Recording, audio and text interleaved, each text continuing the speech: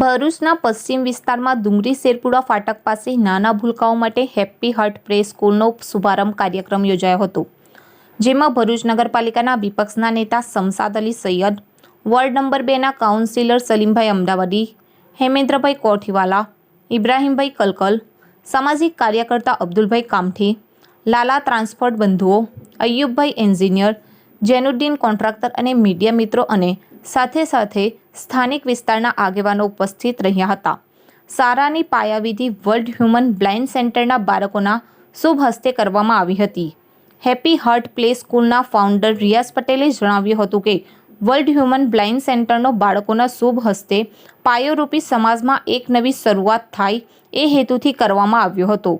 ડુંગરી વિસ્તાર અને એની આજુબાજુના બાળકો ઉત્તમ શિક્ષણ પ્રાપ્ત કરે તે હેતુ સાથે કરી રહ્યા હોવાનું જણાવ્યું હતું।